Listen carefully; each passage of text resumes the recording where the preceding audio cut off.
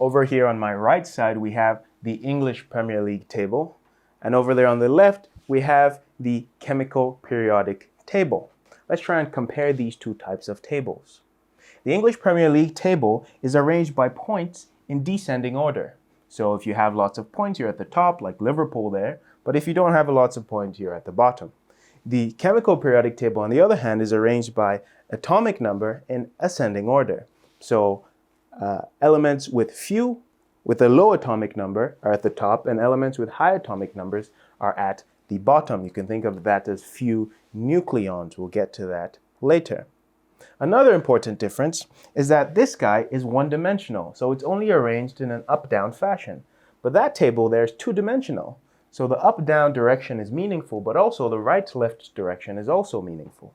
The most important difference, though, is that this is a very ephemeral table. It changes all the time. It changes from game to game and from season to season. But that guy is eternal, right? It describes the atomic behavior forever. So if you understand the periodic table, you can understand most of the physical and chemical properties of the elements that make up the entire universe forever. If you come back in a million years, these properties will still describe those elements. Now, isn't that much cooler than this table? In this video, we're going to try to understand this periodic table so as to be able to explain the behavior of these elements. So let's get started.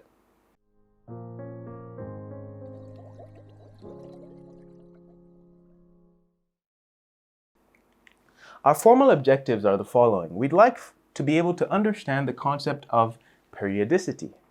And secondly, we'd like to be able to identify a bunch of regions of the periodic table: the alkali metals, the halogens, noble gases, transition metals, lanthanoids, and actinoids. As usual, if I put this symbol here, it means it's not going to be on your exam, the context symbol. So let's get started by trying to define periodicity. Here's a simple definition. I'll cut right to the chase for you. Periodicity is the repeating pattern of physical and chemical properties as atomic number increases. And the periodic table is arranged in such a way as to make that pattern obvious. So here we have a repeating pattern of colors. If you look closely, you notice that certain colors tend to repeat after a given length of space. And we can arrange this bunch of elements to make that relationship obvious. And that's what the periodic table simply is. Let's look at an analogy with music. Here we have a keyboard, or a piano if you like. And we know that the notes are arranged in order of increasing pitch, right? So we go,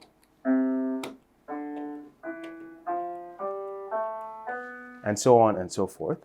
Now I'll introduce you to a concept of octaves. What's an octave?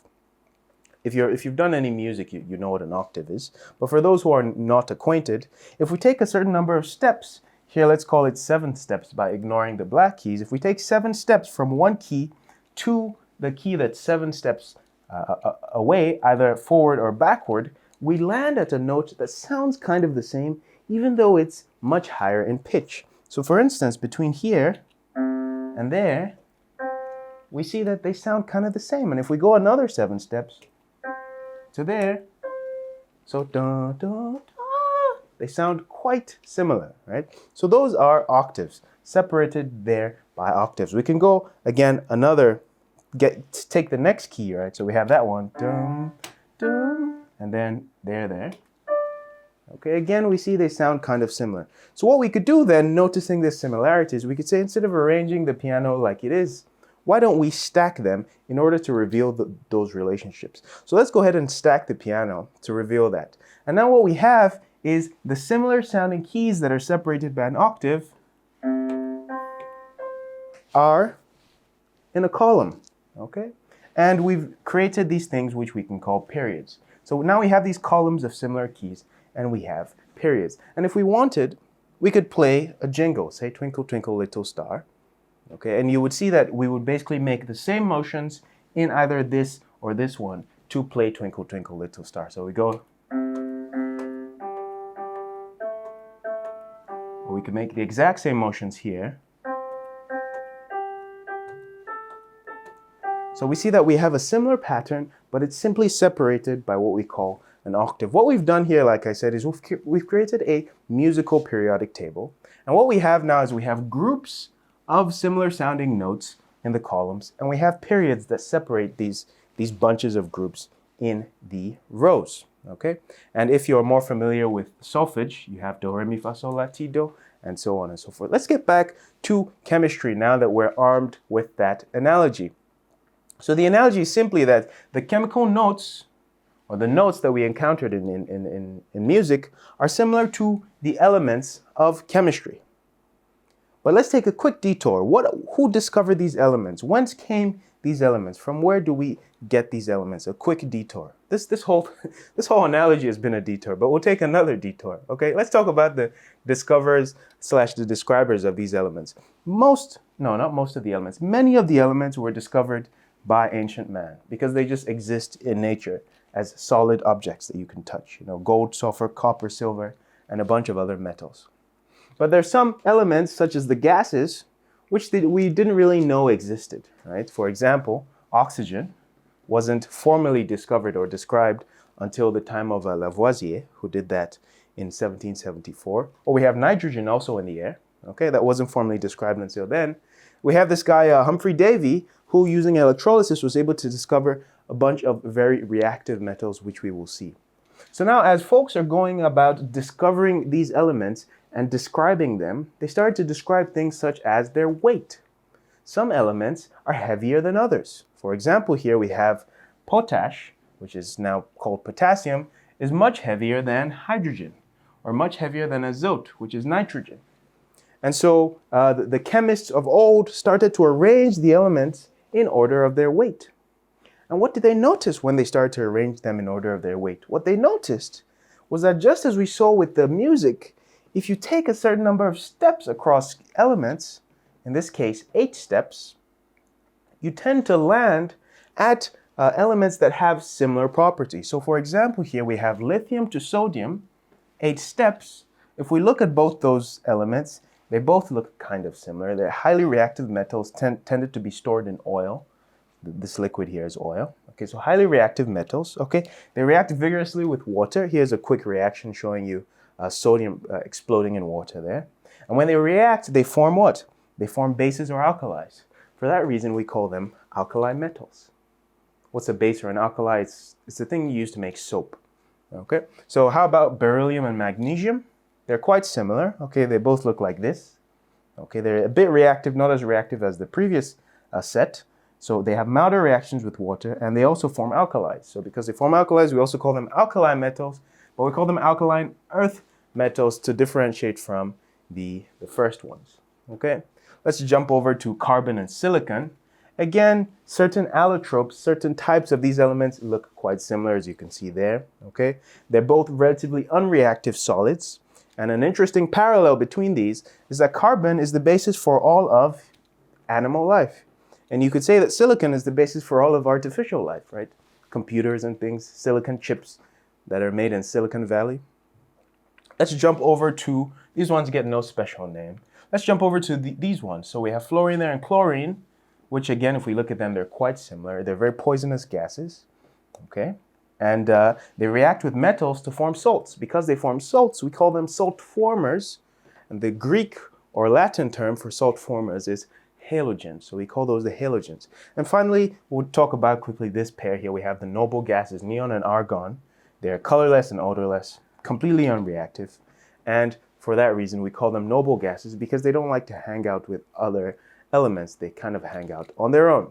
So we've shown now that if you take the elements and you arrange them in order of their size, like the chemists of old used to do, you start to notice this pattern like we noticed with the musical keyboard. And so we should do the same thing we did with the musical keyboard, right? We just do a stacking. And the stack therefore produces these periods and these groups with similar properties. And now add in a bunch of elements that I left out for convenience sake. So now what we have is the first 20 elements of the periodic table. And at this point now, stacking seems quite obvious. It's like, oh, of course you should stack in order to show these properties. But back then there were a number of gaps, and you know, things always seem easier when you've seen them the first time. The first guy to kind of do this well, not just for the first 20 elements, but for all of the elements that were discovered at the time, the 70 or so elements, was this guy Dmitri Mendeleev. You don't have to remember that for the exam, but it's a nice piece of trivia. Okay, so now we've described how we get the periodic table for the first 20 elements. Okay, now here's the question we want to answer. Why is it that elements in a group have similar chemical properties? Let me grab my pen, if you don't mind, so that I can annotate this board. Okay, so let's try and get to this question. The next insight that we need to have is that instead of thinking about the weight, which are these numbers of the elements, what we really need to think about are the number of protons within them. Okay, so although mass number increases, the real trend is an increase in the number of, sorry, my nose is itchy, in the number of protons. Okay, and protons weren't discovered until I think the 20th century. So these are the numbers of protons in each element, and it goes 1, 2, 3, 4, 5, 6, 7, 8, 9, 10, and so on. And so we can forget about neutrons, isotopes, and all these decimal points, and we realize that it's a perfect pattern, that hydrogen has 1 proton, helium has 2 protons, and so on and so forth. So it's perfect. And the other reason it's perfect is because the number of protons tells us the number of electrons. And we know that chemistry is just a game of what? Of electrons, or electrons. And therefore, if we know the number of protons, we can describe the chemistry of an element. So let's get to doing that. Here now we splay out the different elements, and let's go for a slightly more realistic representation. We have the groups here, 1, 2, and we jump to 13. We'll talk about why we do that in a second. And then here we have the periods 1, 2, 3, and 4. We disappear those blocks and we put these circles to represent these nuclei. One important thing is that the nuclei should be increasing in size, even though here we've drawn them all the same size. So here's the important thing now, is that the period tells us the number of occupied shells of an element. So period 1, they have 1 occupied shell, 2 occupied shells, 3 occupied shells, 4 occupied shells. And as you can see, the shells get larger as they go down the period. And so because the shells are getting larger, they can contain more electrons. This first shell can only contain, as you will see, 2 electrons. The second shell can contain 8. The second and third shells can contain 8. The fourth and fifth shells, you'll see, can contain more than 8. Okay, but now that's the period. The group tells us the number of valence electrons. That's the number of electrons on the outside, though not directly due to this 2 to 13 thing that you see here. So let's take a look at that. So here we have hydrogen with 1 electron, then helium with 2 electrons, then lithium has 2 and then 1, beryllium has 2, 2, 2, 3, 2, 4, and so on. So now you see that the group 2 tells us that we have 2. Group 13 tells us we have 3 in the outer shell, or the valence shell. 4 tells us we have 14 tells us we have 4, 15, 5, and so on. We move now to the next period, sodium. That's 2, 8, 1, right? Because we have 2 from the first shell, 8 from the second shell, and then 1 in the outer shell. Then 2H2, 2H3, 2H4. You get the pattern by now. Also, this is revision, so I shouldn't really spend too much time on it. And we have 2881 and 2882. So now we've set up the electrons in the periodic table, the first 20 elements. Now here's the important thing, is that many of these electronic configurations are relatively unstable. What does that mean? That means, like this stack of rocks, they don't like to exist on their own. They tend to fall down or look for support. The only really stable configurations here are those of the noble gases. And therefore, what's going to happen is that when you have these atoms, they will tend to, when these atoms are isolated, they tend to want to find the shortest path to the throne, that is, to a noble gas configuration. And atoms in the same group tend to follow a similar path. So for example, oxygen here and sulfur are both missing 2 electrons in order to become like a noble gas. Because they're in the same group, their path to that noble gas configuration is the same. They just need to gain 2 electrons. For that reason, oxygen and sulfur behave the same way chemically. Lithium and sodium, all right, they have 1 extra electron in their outer shell. They could lose that electron and become like those noble gases, they're helium and neon. For that reason, they act the same, because they tend to want to lose 1 electron.